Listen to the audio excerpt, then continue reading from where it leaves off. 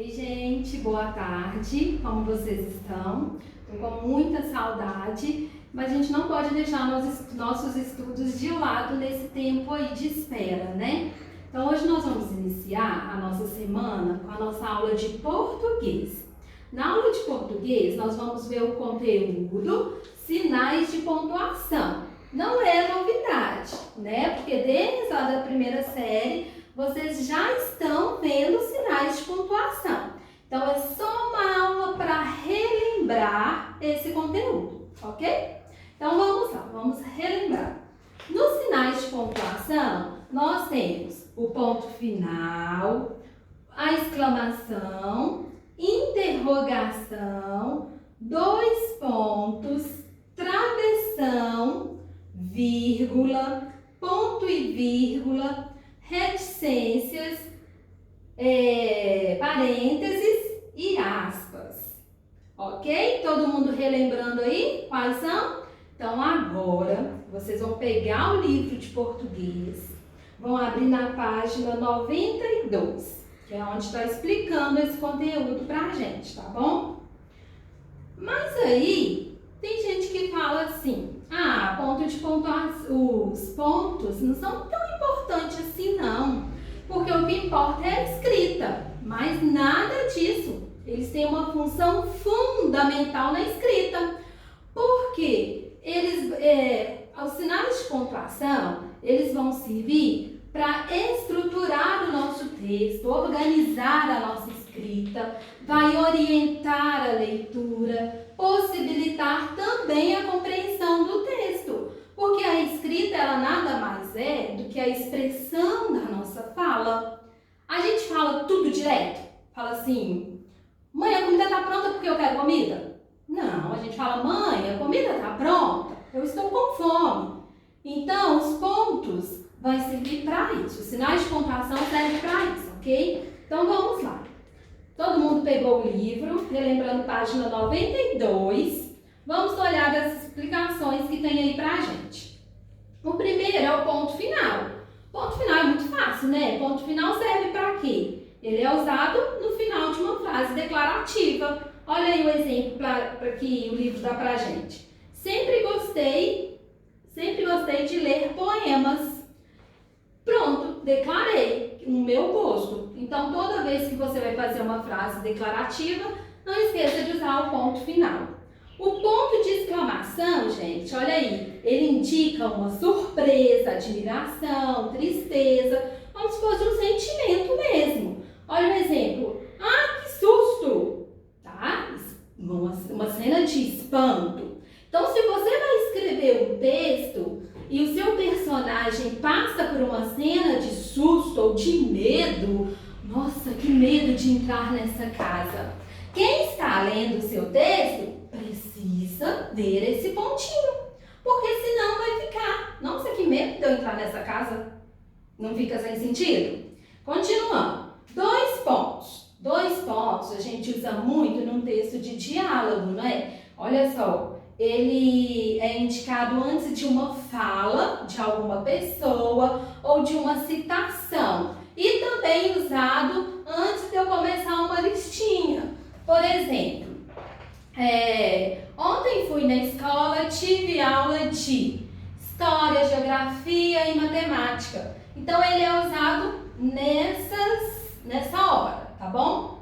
O próximo, que é o travessão. Também muito usado em texto de diálogo. O travessão, ele vem sempre antes da fala de um personagem. Muita gente esquece de usar o travessão. Então, o texto fica assim, diretão. Ninguém sabe a hora que é um personagem, a hora que é o outro personagem, ou na hora que é o escritor. Fica uma bagunça. Ninguém sabe a hora de quem está falando. Então, o travessão ele é muito importante para isso. Aí agora a vírgula também é muito pouco usada, né? Na hora que a gente está escrevendo os textos ainda. Mas a vírgula ela serve para algumas coisas, olha aí. Serve para colocar em datas, olha lá, Rio de Janeiro, 17 de maio de 2020. serve em endereços, em chamamentos e também para separar palavras e frases. Serve para dar uma interrupção no texto, para você respirar, continuar a leitura. Porque se a gente faz uma leitura de forma muito direta, muito mecânica, como a gente fala, quem está ouvindo fica muito difícil de entender o que a gente está lendo. E até mesmo também você, se você faz uma leitura na hora do estudo e não respeita a pontuação, você vai chegar no final do seu texto, você não vai lembrar, você não vai ter compreendido o que o texto quis te falar, a mensagem do texto. Então, toda vez que vocês forem fazer uma leitura, siga os sinais de pontuação, obedeça os sinais de pontuação, ok? Vamos para o próximo, que é o ponto e vírgula. Ele é usado para indicar uma pausa maior do que a vírgula. Olha o exemplo. A menina chamou seu pai, depois sua mãe. Então, ele é para dar um espacinho maior na nossa leitura. Reticências. Teve até na sala, um dia das nossas aulas de português, que alguém me perguntou, professora, mas esse pontinho aqui? Esse pontinho chama reticências. As reticências, gente, são usadas para indicar interrupção na frase, para indicar que ela não foi concluída, mas que coisas poderiam ser escritas. Olha o exemplo do livro. Os gatos são companheiros desconfiados, silenciosos. A gente poderia continuar dando adjetivo aos gatos, não é verdade? Mas para não ficar muito extenso, a gente usa esse sinal. Agora os parênteses. Os parênteses são usados para separar palavras e expressões, para dar uma explicação ou para chamar a atenção. Ao exemplo, eu tenho um peixe e um cachorro, o mais bonito da casa, e uma tartaruga. A quem se referiu o mais bonito da casa? Ao cachorro, porque colocou aqui dentro do parênteses uma qualidade, um adjetivo do cachorro. Então serve para isso o parênteses. Se você estiver escrevendo um texto e você quer falar algo a mais sobre determinado personagem, você usa o parênteses. Aspas. As aspas, gente, são usadas antes e depois de uma palavra. A palavrinha fica aqui no meio de um trecho ou de um texto inteiro, indicando ser uma citação. Olha o exemplo que colocou aí pra gente. A cartilha sobre a saúde animal dizia: automedicação jamais. Consulte sempre o seu veterinário de confiança. Então, falou pra gente que isso estava escrito em um outro texto. Quando você quer colocar algo que você leu ou que alguém te falou no seu texto, ou seja, uma citação de uma outra pessoa, você vai usar aspas. Agora, gente, eu vou ler para vocês um exemplo de um texto, de uma frase, na verdade, em que não foi utilizado vírgula. E isso, vírgula nem ponto, nenhum dos pontos. Mas isso deu uma confusão. A história fala assim, que tinha um fazendeiro muito rico. E o fazendeiro estava muito doente. E ele pediu um pedaço de papel e uma caneta para poder fazer umas anotações sobre os seus bens. E ele começou a escrever. Ele escreveu as frases, mas antes dele dar o último suspiro, gente, não deu tempo dele colocar sinais de pontuação. Então a frase ficou da seguinte forma: deixe meus bens à minha irmã, não ao meu sobrinho, jamais será pagar a conta do padeiro, nada dou aos pobres. E aí? Para quem seria essa herança? E todo mundo ficou se perguntando.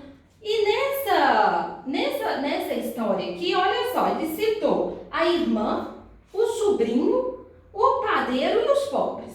Então, 4 pessoas. Quem vocês acham que recebeu essa herança, gente? Já que ele não deixou sinal de pontuação no texto, ficou muito confuso entender para quem era. Eu vou ler de novo, ó. Deixo meus bens à minha irmã, não ao meu sobrinho, jamais será paga a conta do padeiro e nada dou aos pobres. Mas aí, cada um teve uma compreensão diferente do que esse fazendeiro queria. A irmã entendeu da seguinte forma. Deixa eu só ler aqui para vocês. Só um minutinho. Deixo meus bens à minha irmã, não ao meu sobrinho. Jamais será paga a conta do padeiro, nada dou aos pobres. Essa foi a compreensão da irmã. O sobrinho já teve outra compreensão. Deixo meus bens à minha irmã? Não, a meu sobrinho. Jamais será paga a conta do padeiro e nada dou aos pobres. Mas o padeiro já teve a seguinte compreensão. Deixo meus bens à minha irmã?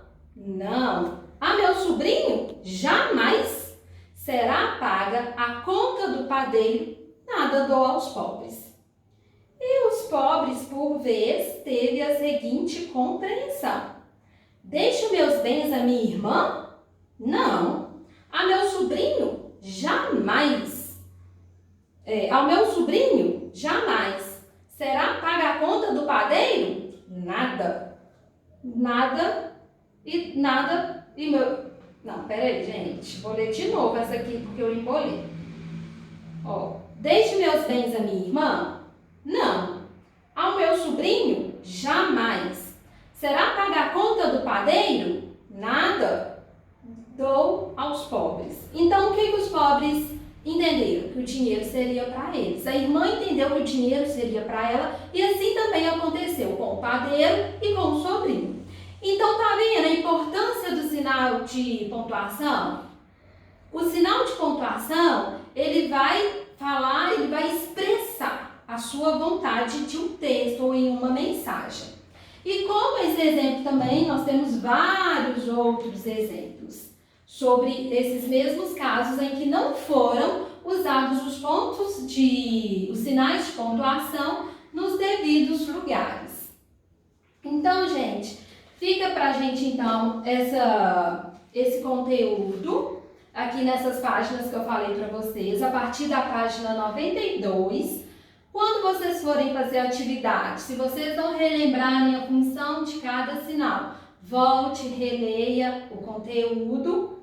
E eu deixei de atividades aí para vocês no cronograma as páginas 94 a 97, tá bom? Para vocês fazerem do livro. As questões que tiverem escrito assim, converse com o seu colega. Você vai conversar com alguém da sua casa, tá bom? Elas precisam ser respondidas também, mas aí você conversa com alguém aí de sua casa. E de indicação, né, de jogos ou uma atividade diferente, eu deixei aí no cronograma para vocês um link, que é um jogo online de sinais de pontuação. É muito bacana, vale a pena vocês conferirem. E aí você entra lá no site, você já colocando o link, você já vai direto para a página desse joguinho. E tem a frase, e no meio das frases, ou no final, ou antes de iniciar a frase, tem um quadrinho, onde você vai digitar o sinal de pontuação. E ele já te dá a resposta na hora. Aí você termina, tem um tempo lá para você fazer essa atividade. Quando você terminar de responder, você vem aqui, tem um quadradinho assim de concluído, você aperta em concluído e ele já te dá a resposta, te dá a sua marcação de ponto. Já fala se você acertou ou se você errou. É muito legal essa indicação desse jogo, viu? Então, é isso, a nossa aula de português. Espero que vocês usem bastante os sinais de pontuação, expressando o que vocês querem falar. Com Deus, gente!